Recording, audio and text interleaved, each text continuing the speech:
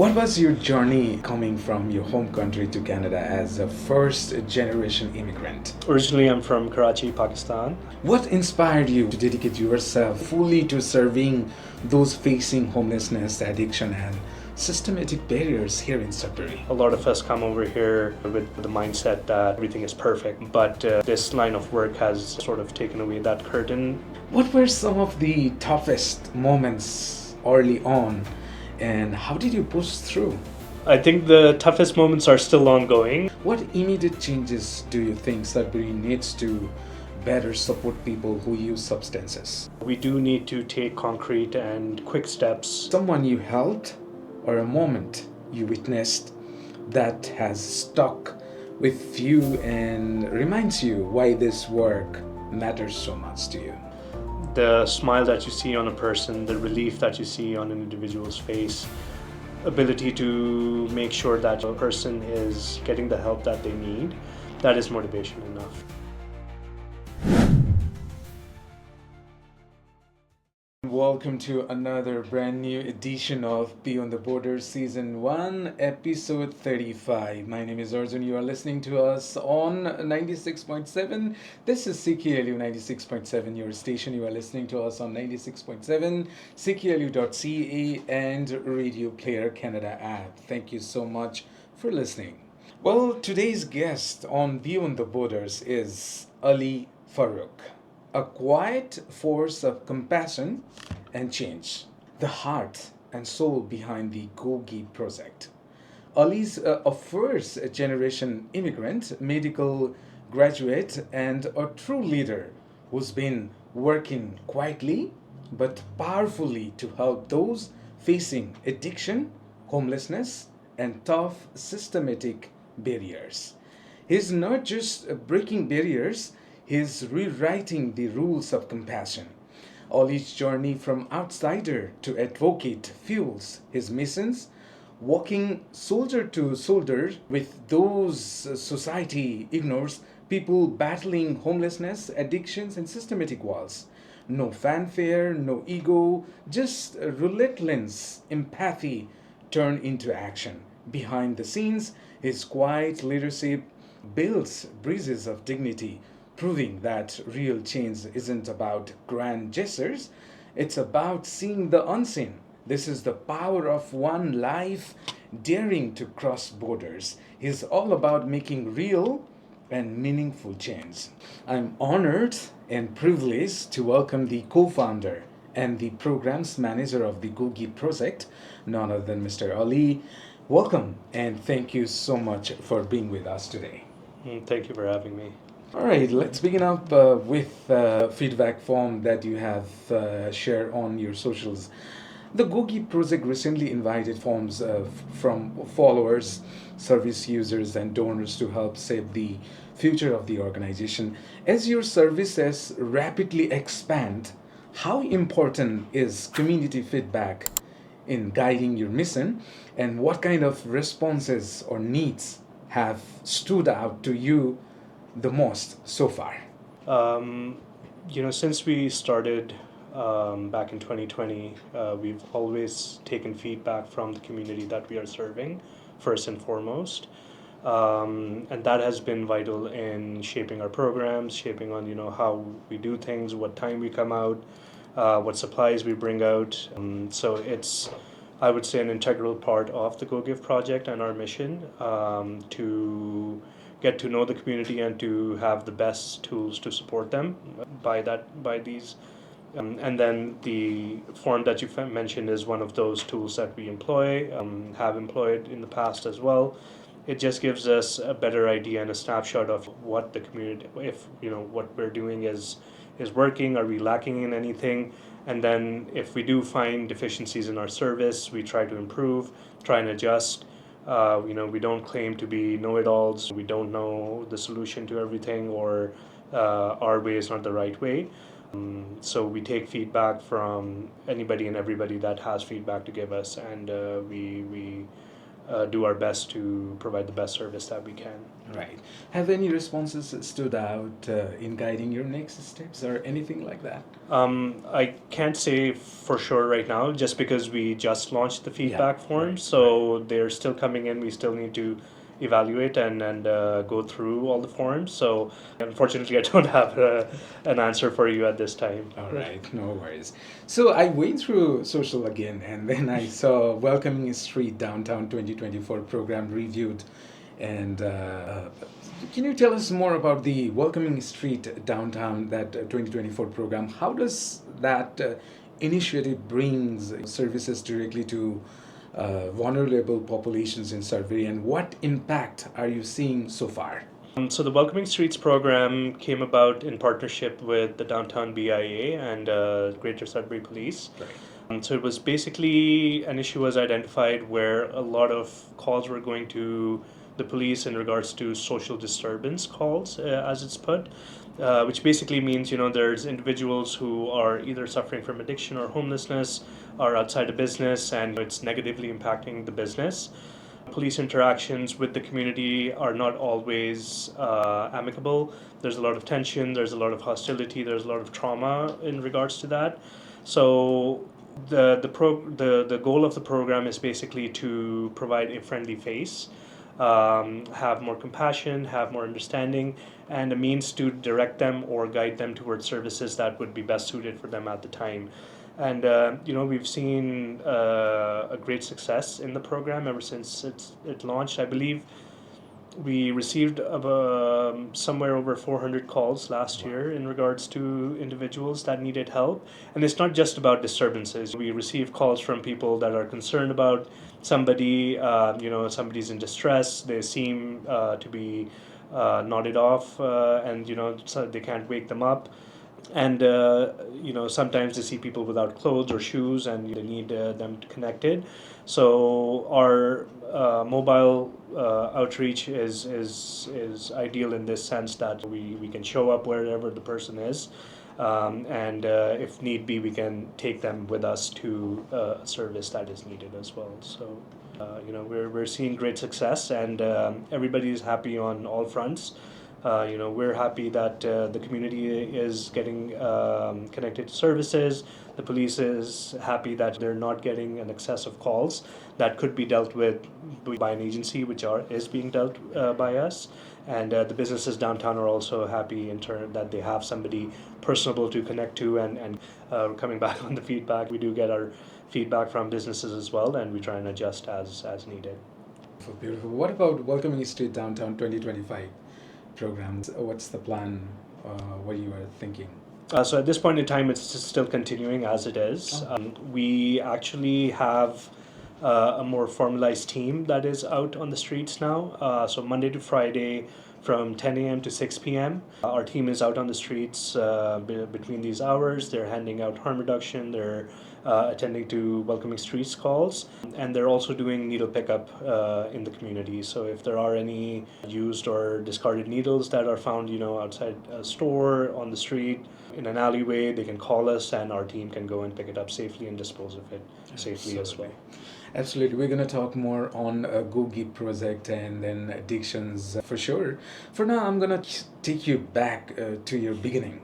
What was your journey like coming from your home country to Canada as a first generation immigrant? Right. So it's been interesting at the least. So originally, I'm from Karachi, Pakistan, and I didn't come here by myself. I did have a slight of an advantage where we moved with my parents and my siblings together. So I did have a little bit of support when we did get here. But I didn't move directly from Pakistan either, because I did my university in Russia, St. Petersburg. So while I was studying in 2010, the opportunity came to move here. We all arrived. It was a whirlwind of, running around, getting your documents, get your health card, get your this, get your that. So it was very stressful at the least. It's a new environment, new places, new faces, and you lose that familiarity that you have at home and that comfortability. And especially for those individuals, like my parents took it pretty tough as well, because they uh, were older, and they were used to home, and this was not home yet. So it was a lot of stress, and then as you come in, you start with the struggle Yeah. of establishing yourself. Firstly, because as an immigrant, all your credentials from back home are equivalent to nothing. So you have to really start from scratch. Right. Even though you can have a PhD, you can be a doctor, you can be engineer, you can be very successful back home, but here you have to start from the bottom of the ladder. Absolutely. And it was a similar story with myself. Started working in security, started working odd jobs here and there, sort of moved up, started working at Toronto General in research, and then branched off again, and then started working for a chain of clinics, which brought me to Sudbury. So that's how I ended up in Sudbury from Toronto. And then COVID hit us. So once COVID hit, actually before COVID hit, the reason why I stayed in Sudbury was I found my partner in crime and my wife, Evie, who's also one of the co-founders for the Go Give project. And then come COVID, we started out with. Actually, this was right before COVID. Sorry, I misspeak. Right before COVID hit, we had a religious holiday where we just wanted to do something good for the community. So we made up 35 sandwiches. We grabbed our 8-year-old then son, Muhammad, and we set out on the streets to find people who could take it. And that brought us to the warming center. It was located at on Fruit Street, across from the Shoppers at the time. And those sandwiches lasted all but 5 minutes, and people were still asking for more. We still saw people coming and asking, and do you have more? So Evie and I looked at each other, and it was decided that okay, we're coming back. So we did come back a few days after with a little bit more, and then the next time that we came out with more food, there was more demands. Individuals were asking for harm reduction supplies, and things like that. So we slowly started increasing our frequency of coming out into the community at nighttime, but also purchasing the things that they were requesting for, like snacks, like socks, and things like that initially. But then we saw a greater need. We did see that this is something that we need to appeal to the community in general for. A lot of people have their loved ones out on the streets. A lot of people have their loved ones that are suffering from addictions, and they're more than willing to help with anything and everything that they can. So we started formalizing more as an organization, just to have more stability and have more structure to what we are doing. So that's what we did. I didn't have much of a hand in that. Evie was the one who toiled over tons of paperwork and legalities and requirements, and she got us incorporated. I was more of the bronze, where I was just the driver, making sure everything is working smoothly, having the car ready, and we would set off night after night, and the demand just kept growing and growing, and before we knew it, we were receiving funding from the federal government, which was a big relief, and that sort of exploded our setup in our organization per se. But I would say the initial reason for success is not it was our consistency and our willingness to listen. We made a ton of friendships out in the community. We weren't looking at the individual across that we were helping as somebody that is lesser than us, or that that we're doing them a favor. I'm a Muslim, so our teaching is that charity is something that doesn't decrease your wealth or your status. It only increases it, even if you're giving on a regular basis. Right. And everybody is destined; they are destined to get. Right. So when we're handing out things, I personally, and a few people have even picked up on this, is why do you thank the person when you're handing off a meal or some clothes or shoes or anything like that. Like, why are you thanking them? And the answer to that is, they've taken the burden of my responsibility off of me. That I'm merely a courier in getting the things that these individuals were already supposed to get. So we're just a middleman, nothing else.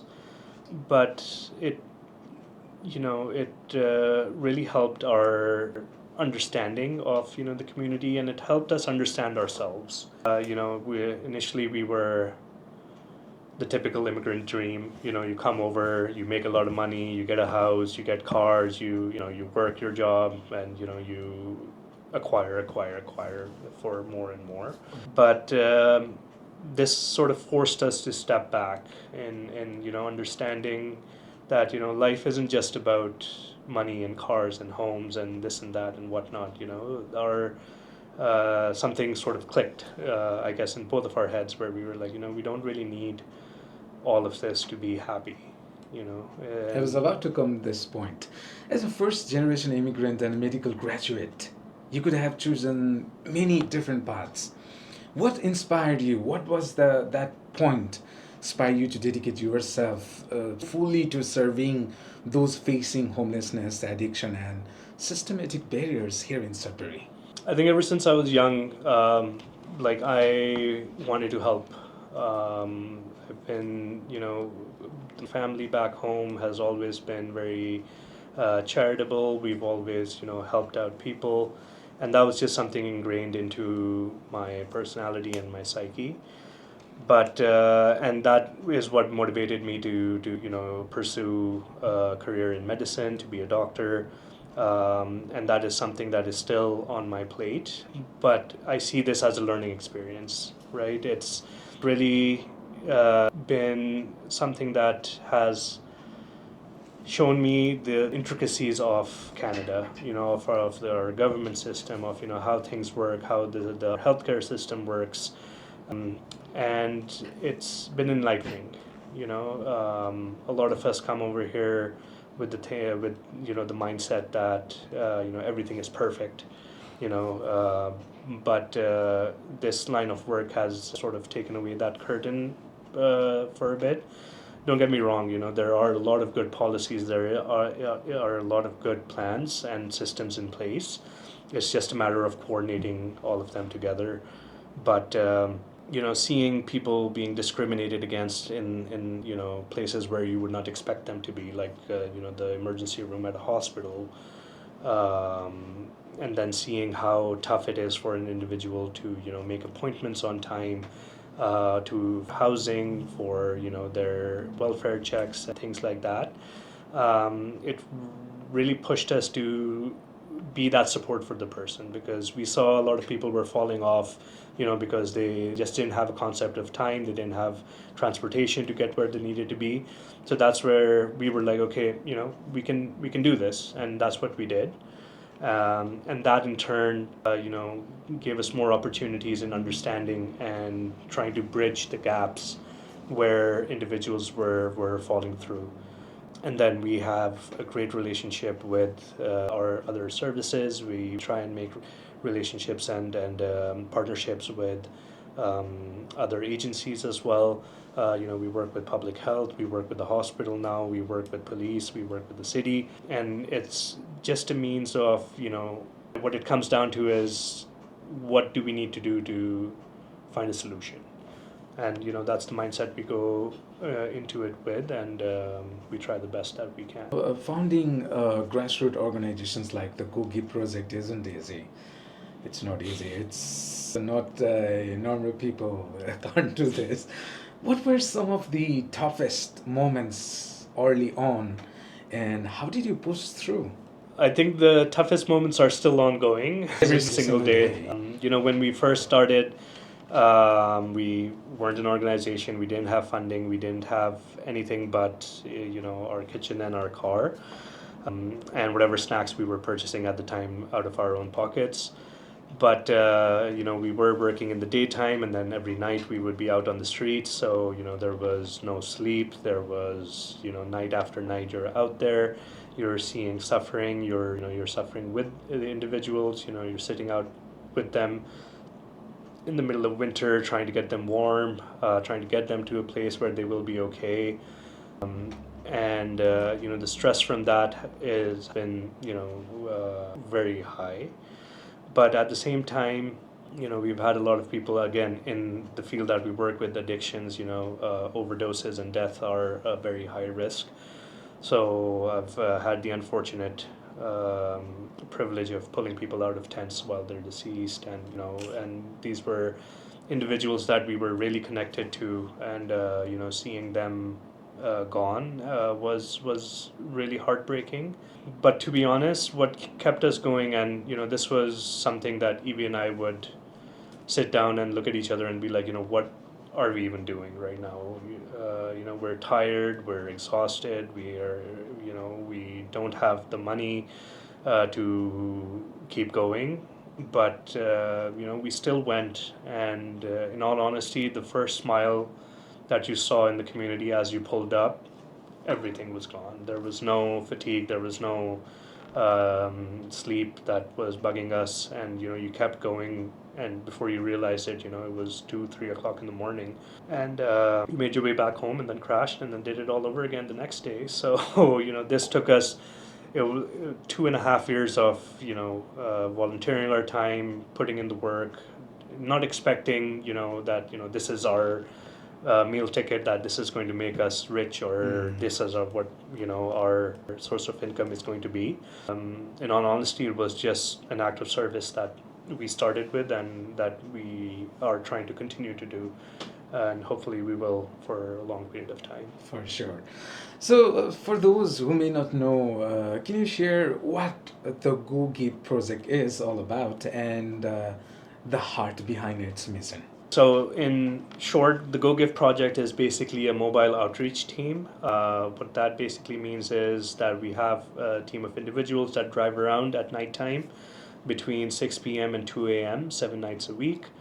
And we go to individuals that are either suffering from homelessness or from addictions, and we provide supports in the means of harm reduction, seasonal supplies like clothes, socks, shoes, stuff like that, first aid. And then I think the most important aspect of that is that human connection. Our team goes out to try not just to, here's your things, okay, bye, is to really connect with that individual, and understand what their needs are. Do you want to go to treatment? Do you want to help with your housing? Do you want none of that and just food tonight? You just want an ear for somebody to have a chat with tonight? So we don't go out with a set agenda that this individual has to do these things. We go out and meet the person where they are, and take it from there. That's our core mission. And like I said, our connections and our relationships that we established when we first started up until now is what's been at the core of our mission, is to try and be a service for that individual, that we don't owe you anything. This is a service for you, so you get to an extent dictate what sort of help that you need, and we will try our best to provide that.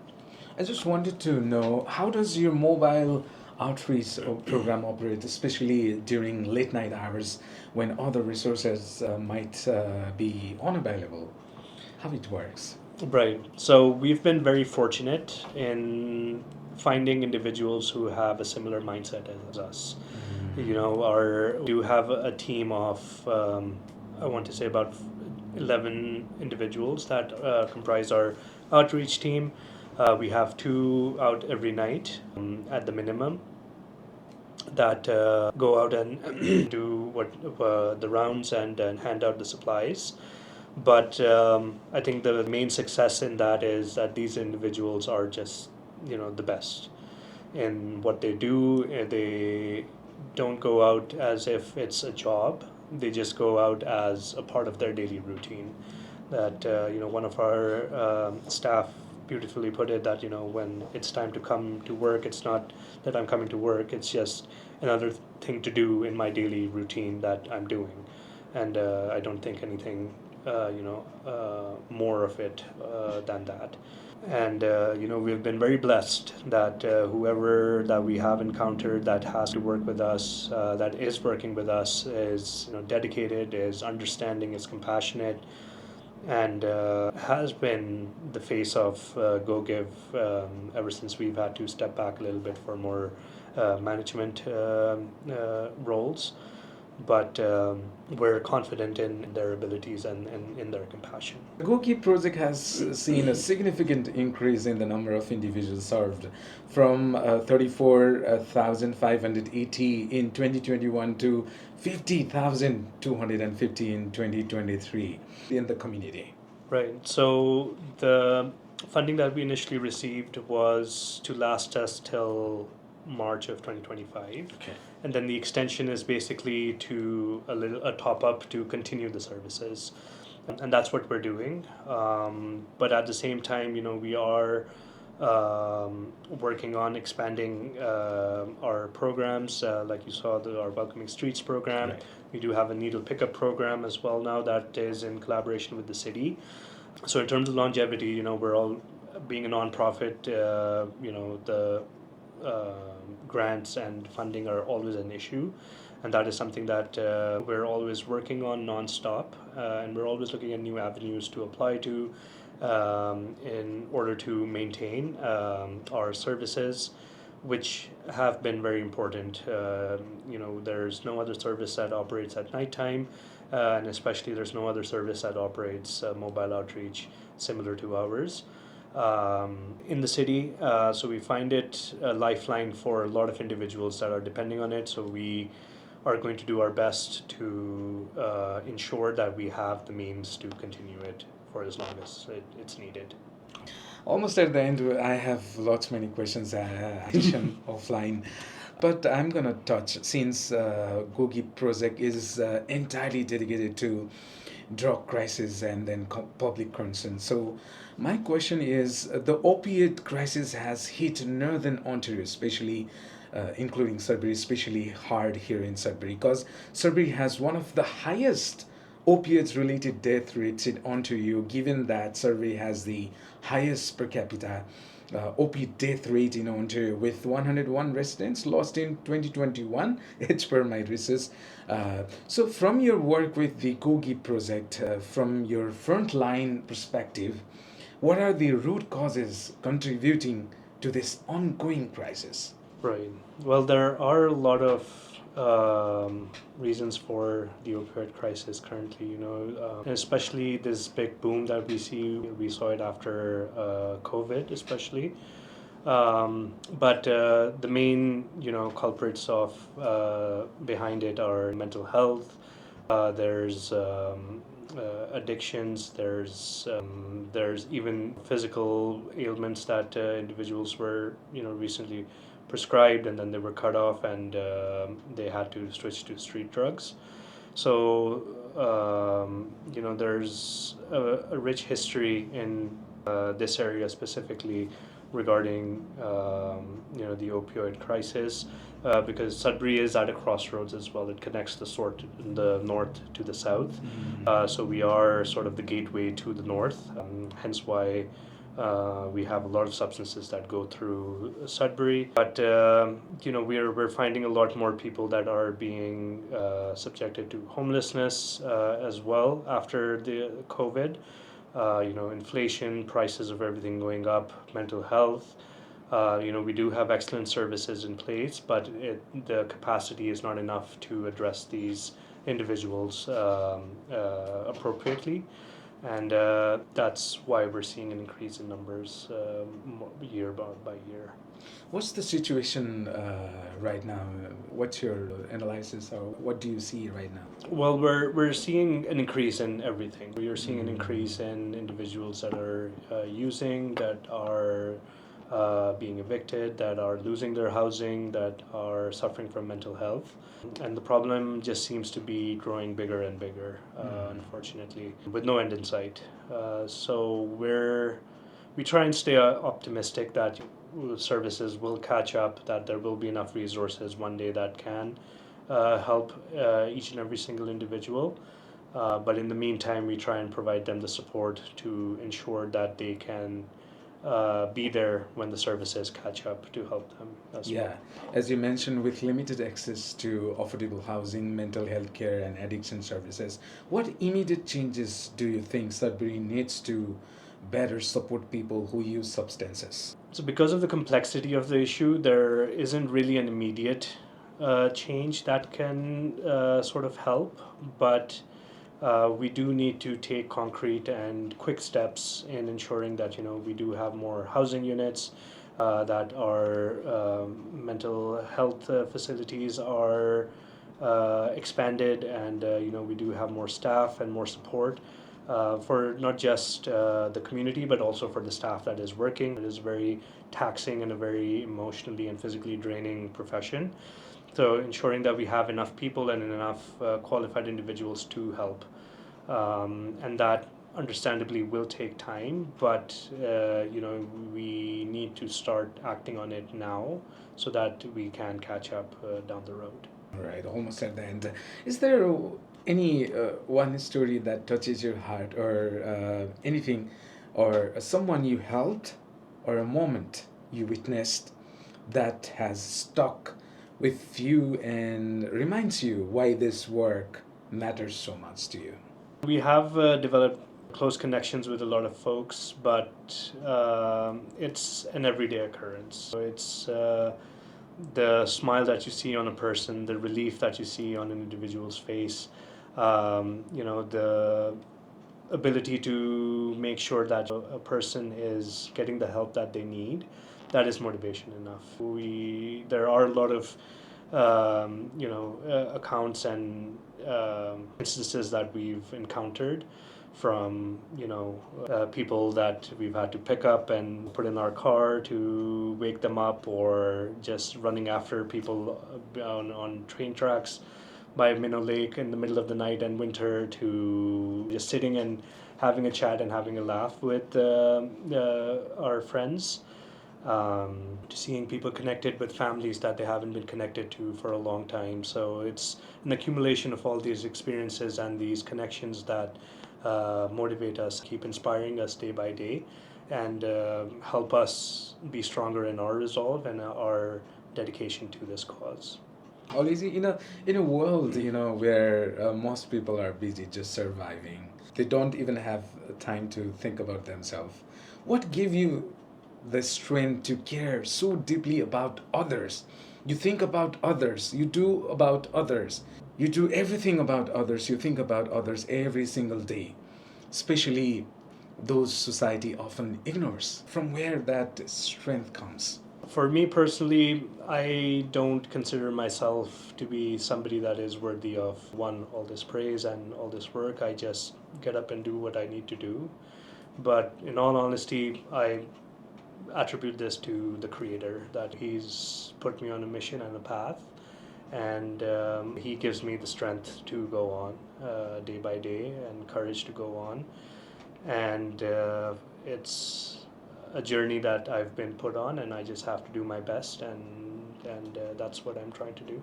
Almost at the end, I have one more question. So, what does success look like for you? Not in terms of numbers or recognitions, but in the quiet moments. When do you feel most fulfilled in this journey? I think my biggest success is having the ability to sit, have my family around me, the smiles that my kids give to me, the love that they exhibit and show. That in itself is an experience that is very motivating and very endearing. And I think at the end of the day, that's what I see success as: having somebody that genuinely loves you, that is by your side, and day by day, you see them change. And I really appreciate. I appreciate the opportunity to come and speak, and for the honor that you have bestowed on me. I honestly don't consider myself to be worthy, but I thank you for giving us this opportunity to get this information out, And if in the future anybody wants to reach out, they can check out our website or our socials at the Go Give Project, and get engaged with the community the best that you can in any capacity. Please keep on going. We are with you. We are with you. The whole community is with you. Thank you. Thank you so much on behalf of all the people here in Sudbury, on behalf of community. Thank you so much. Thank